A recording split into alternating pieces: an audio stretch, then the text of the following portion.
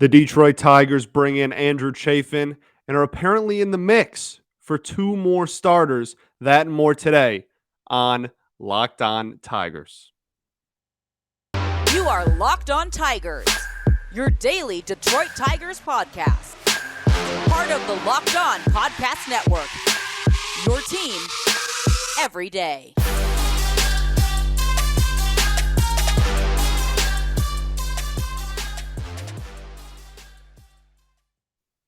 We are back. We are back, ladies and gentlemen, for another edition of Locked On Tigers. Thanks for making Locked On Tigers your first listen every day. We are free and available wherever you get your podcast. And that is, of course, now including YouTube as we kick off our second episode on YouTube. Great reception in the first one. It was awesome. I'm really pumped about this. I think it's perfect timing as baseball kicks up again. I'm really, really excited. Back in your eyes and ears, now both eyes and ears, for another edition of Locked On Tigers. Big show today. Going to be breaking down the Andrew Chafin signing. Super pumped. Super great signing that I don't think anyone really expected. Awesome move.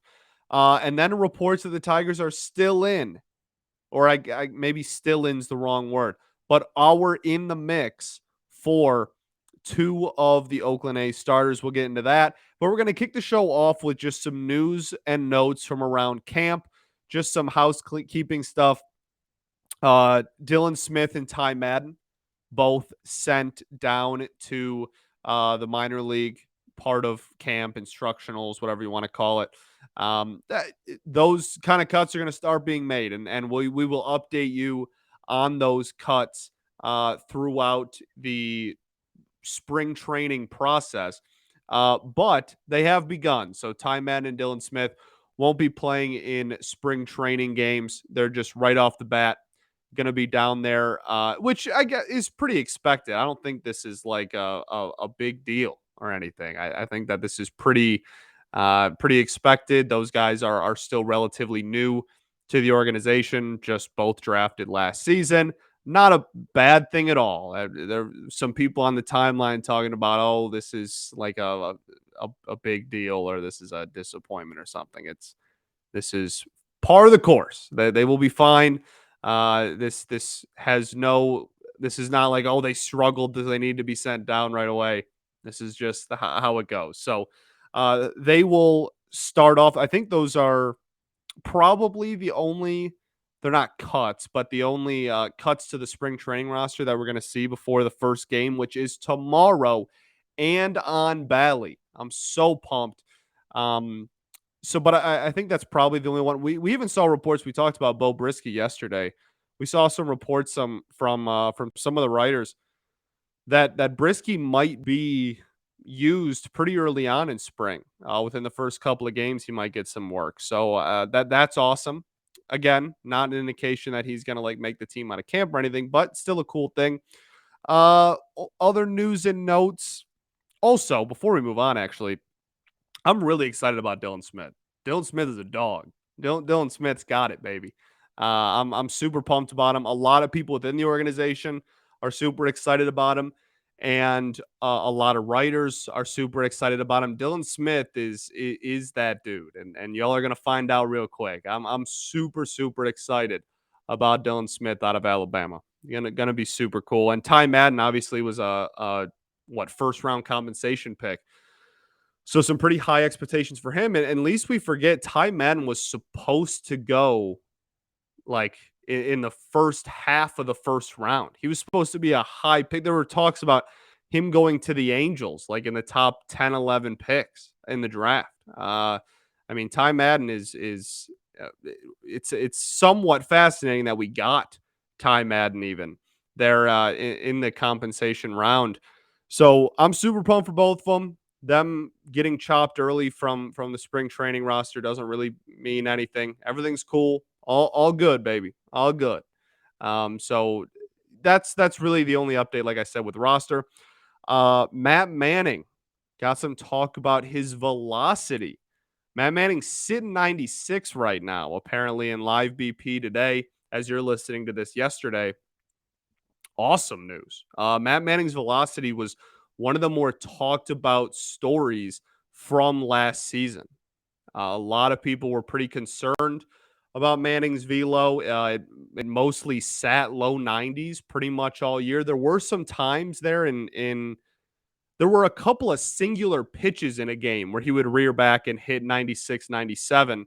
Um, but for the most part, he was pretty consistent, like 91, 92 most of the season. And we were like, yo, we know he's got more than that. We know that his velocity has been higher than that as he's been coming through the system. Like what's kind of going on, but was all healthy and everything. Just it takes some. It's a step in development, as I say a lot on Locked On Red Wings. It's a step for development.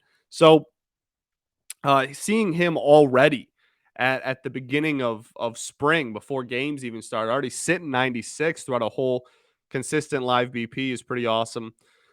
And it'll be interesting to see going forward where that sits, that if that remains consistent or if that's kind of a, just hyped to start baseball. I can't imagine though. I mean, it's spring. You're not even really supposed to be going like all out hardcore anyway. I think it's a really good sign. So just some little noteworthy thing there. Also, apparently Joe Jimenez was sitting 96. Um, Joe Jimenez is going to be interesting this season. I am not sure.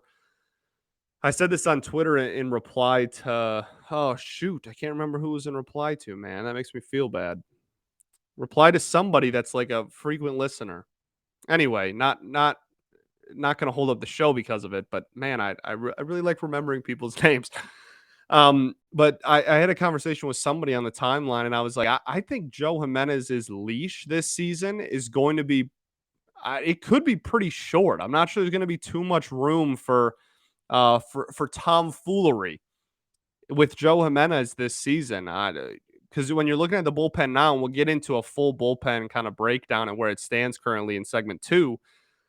But with the addition of Chafin, you have 5 relievers that you are pretty confident in going into the season with. And I'm not sure what kind of leash Joe Jimenez is going to be given anymore when you have a core of 5 dudes there. And now you're starting to see some pitching depth come through the minor league system as well. I'm really not sure how much is going to be tolerated with him this season. And it's been a roller coaster of a career for Joe Jimenez, more than Todd Jones even. The definition of a roller coaster for Jimenez's career so far. Um, uh, I mean, borderline all-star worthy, and then horrible, and then has shown flashes, and then horrible again. Really all over the place. So it's going to be real interesting. That's one of my like more underlooked stories going into the year is how much are we going to tolerate any Joe Jimenez struggles at this point in his career? What is this, year 5 for him already? 4, 5? I mean, I don't know. Because we have an established bullpen, it's going to be interesting. Only other piece of news: Willie Peralta comes back on a minor league deal. Beautiful. Absolutely beautiful. Could not be more excited about it. Really thrived last season. Had a really impressive year last year. Coming in last year on a minor league deal, and then because of all the injuries, I mean the starting pitching got bit by the injury bug bad last season, and that along with the innings restrictions on Mize and Skubal led for a lot of Willie Peralta starts, as we all remember, and he was fantastic. An ERA just barely over 3.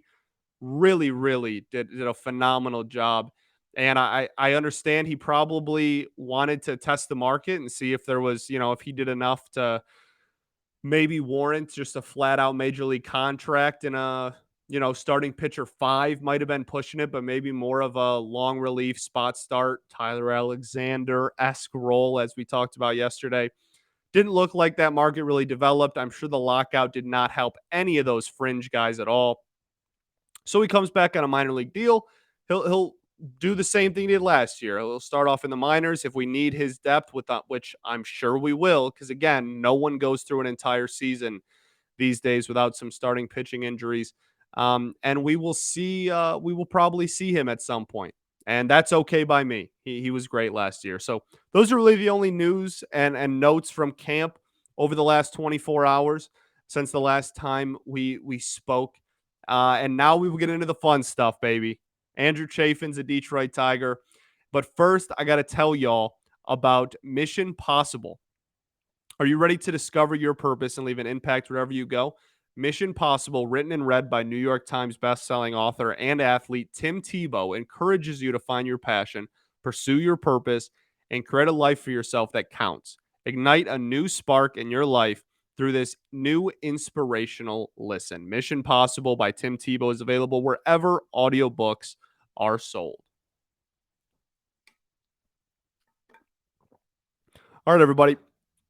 Back here for segment 2 of Locked On Tigers. I'm, of course, your host, Scott Bentley. Thanks for making Locked On Tigers your first listen every day. Check out Locked On MLB Prospects. Host Lindsey Crosby is a prospect encyclopedia, and he's going deep on MLB stars of tomorrow. It's free and available wherever you get your podcast. He actually relatively recently had a complete prospect breakdown of all the organizations in the AL Central.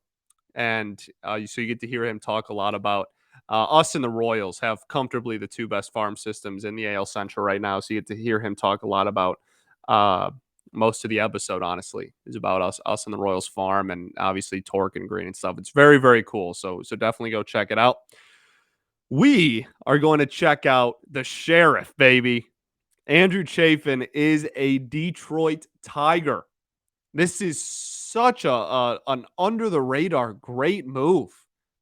I love it, man. I can't express enough how big of a fan I am of this move.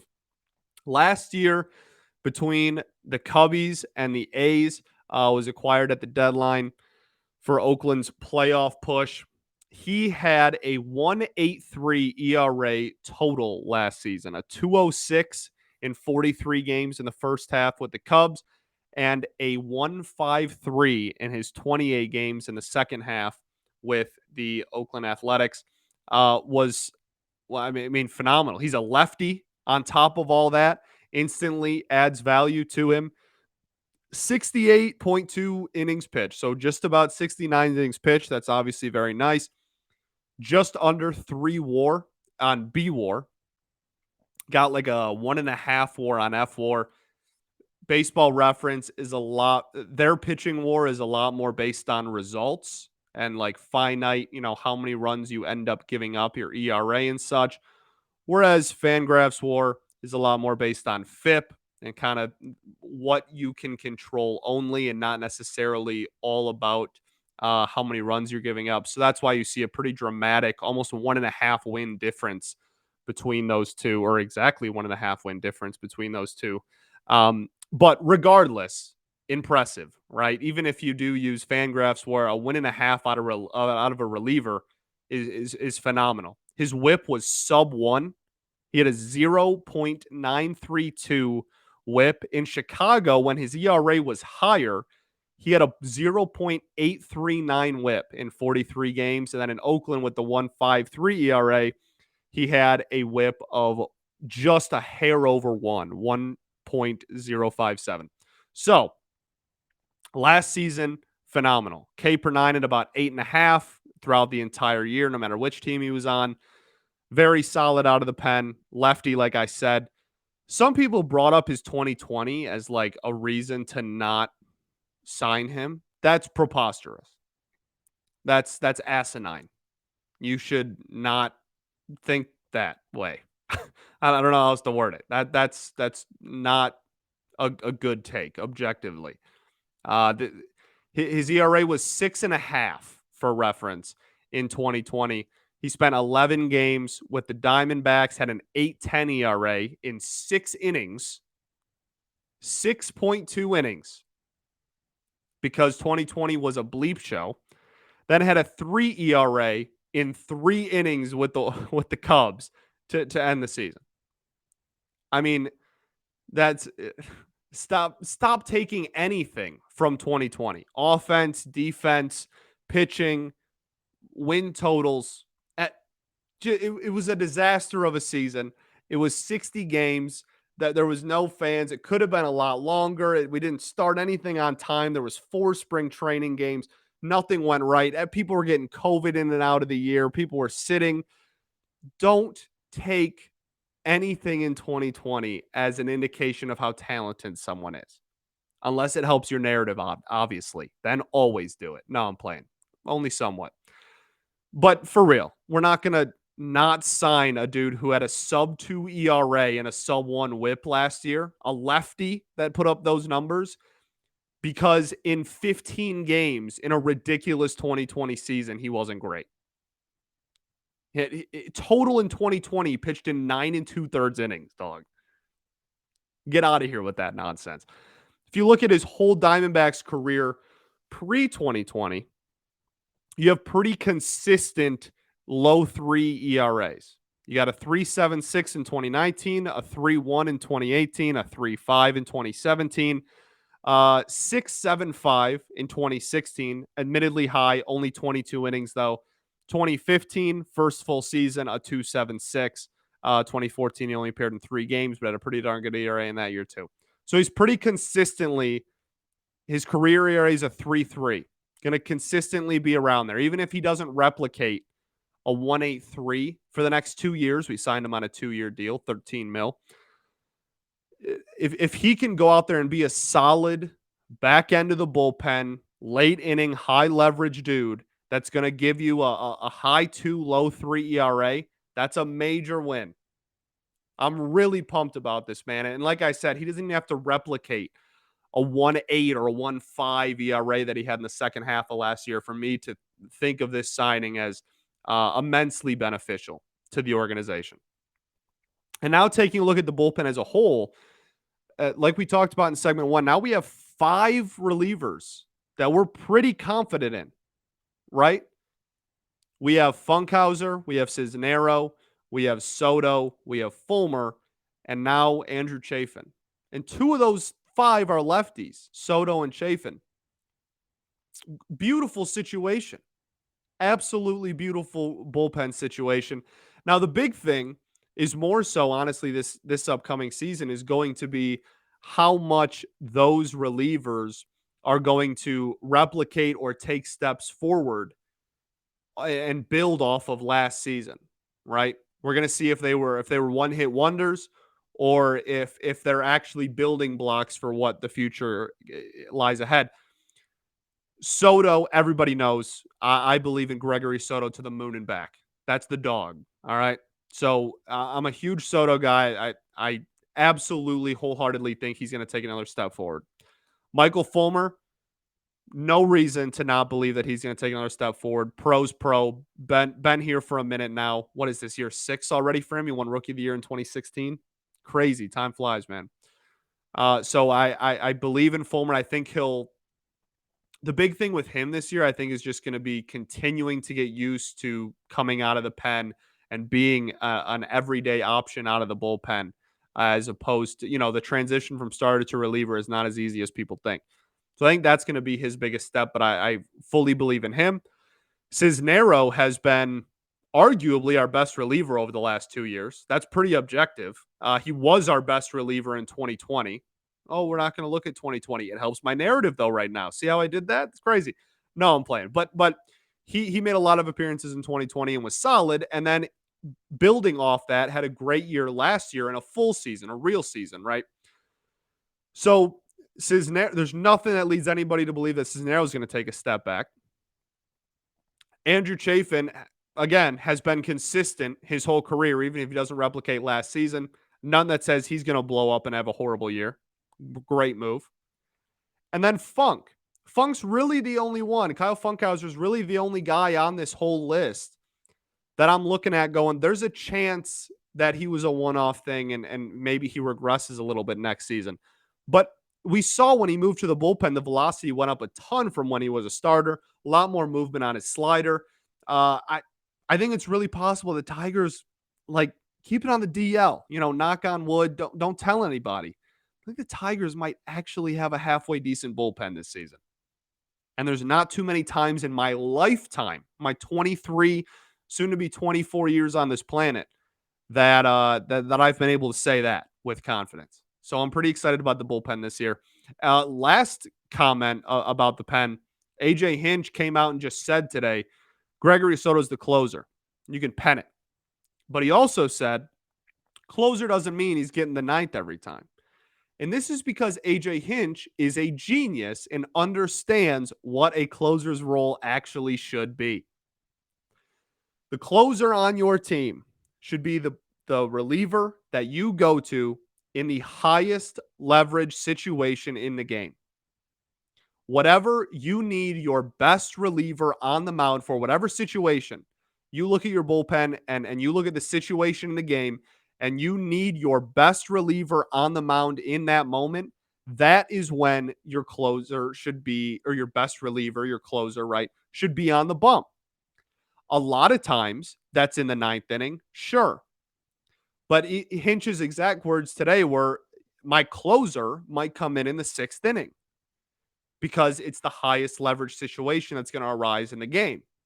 And you also have the flexibility to do that when you have bullpen depth and have other relievers that are actually good. And this signing adds to an already pretty solid bullpen situation we were going into the year with. I am super pumped for this pen this year, man. Super pumped. All right, we're going to get into the rumors and speculation around a couple of pitchers from the Oakland Athletics linked to the Detroit Tigers. But first, I got to tell y'all that this episode is brought to you by Rock Auto. With the ever-increasing numbers of makes and models, it's now impossible for your local chain and auto parts store to stock all the parts that you need. So why endure often pointless or seemingly intimidating questioning and wait while the person behind the counter orders parts on their computer, choosing only the brand that their warehouse happens to carry? Just does not make sense because you have a computer, you have access to rockauto.com at home and in your pocket.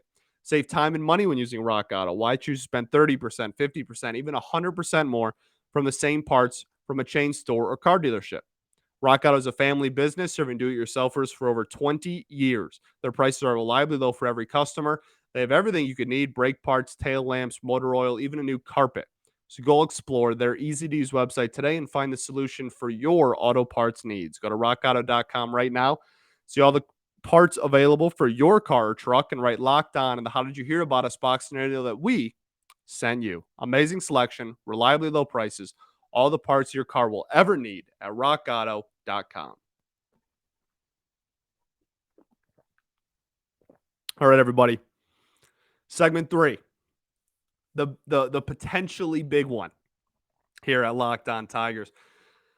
All right, I mean, we can just fire. Well, let's start with the starting pitching market as it stands right now. Everybody knows that we're still in the market for a potential fifth starter. Maybe not labeled as the fifth starter. Manning will probably slide down to 5 with whichever one of these guys we get.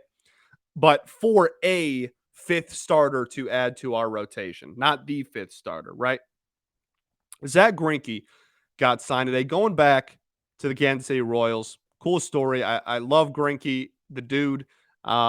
He's a character, man. He's a character because he's not a character. It's fascinating. Love him. So he goes back to Kansas City. Some people were talking about maybe adding him as being our fifth starter. There was some reports that we were linked to him and Michael Pineda. The Royals gave him 1 year, $13 million, which seems a little high, but at the end of the day, it's a 1 year deal.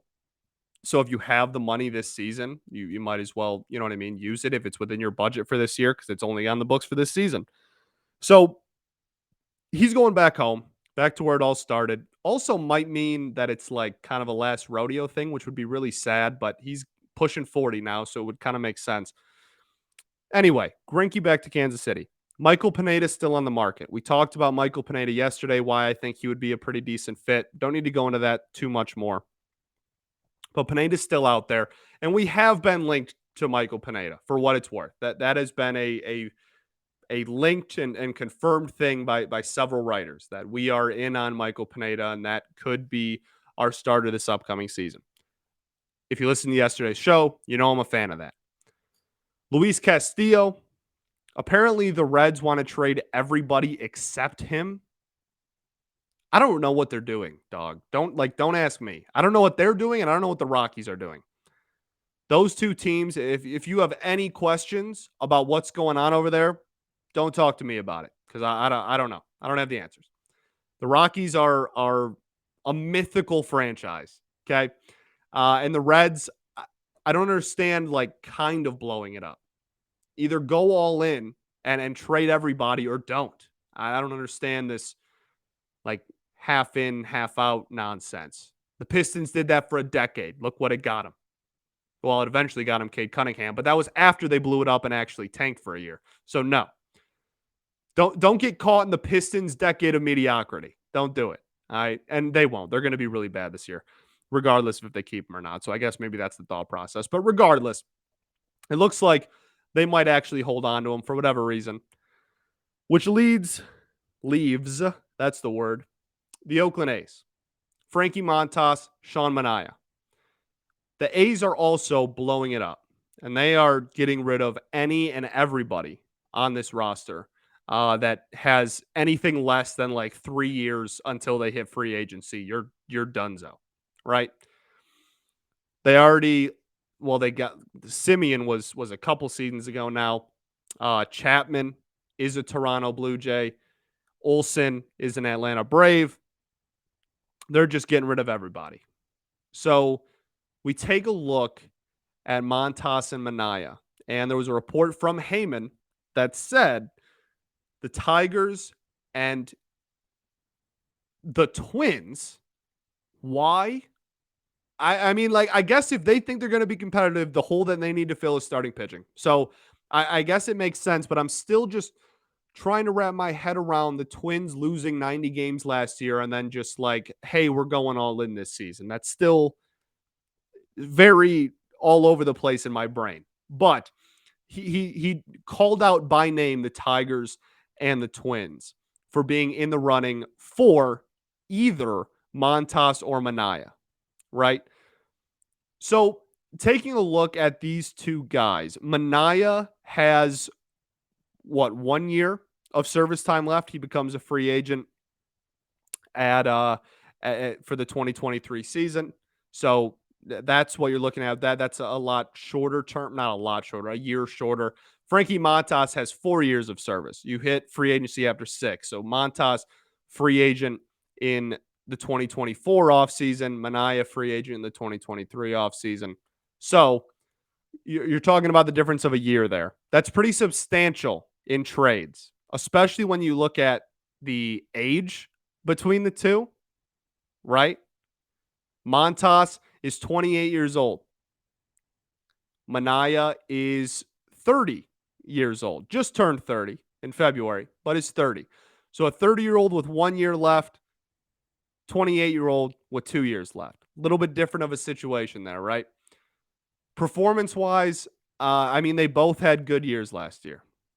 They both had good years. Manaea, 3.91 ERA, 11-10. Pitching wins and losses don't matter. Everyone, I don't even know why I said it.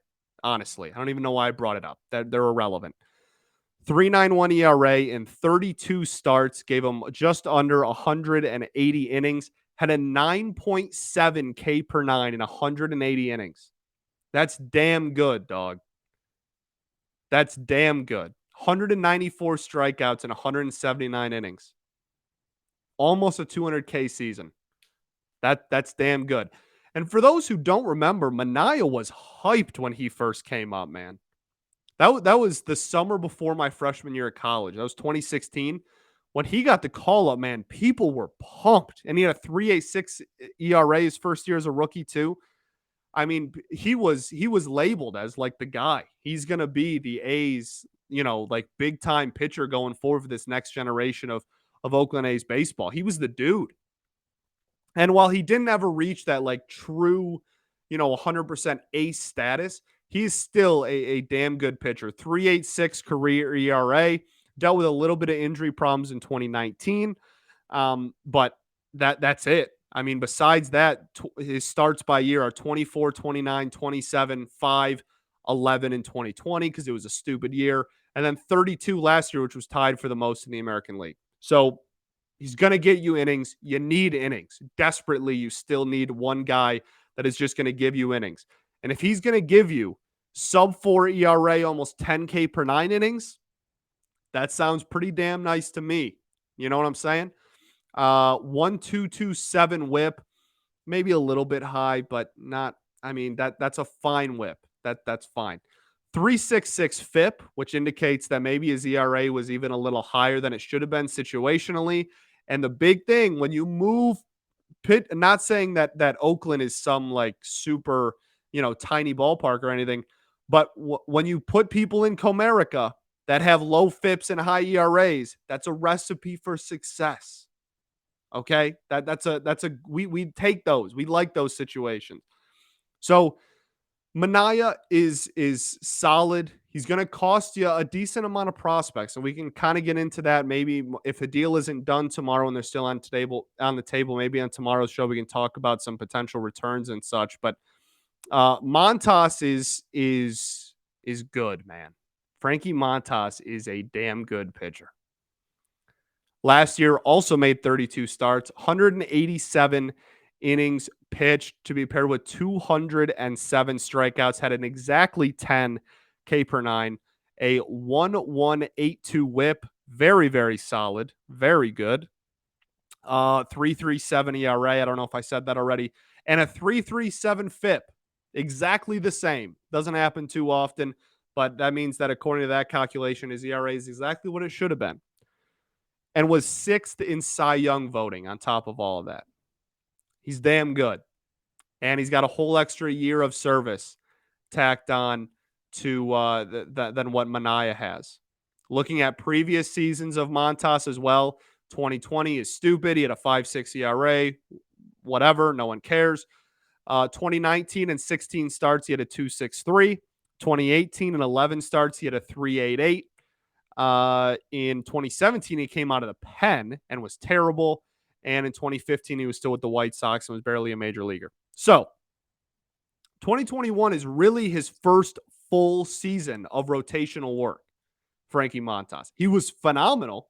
He was fantastic in that season, but it's really his first full season. 32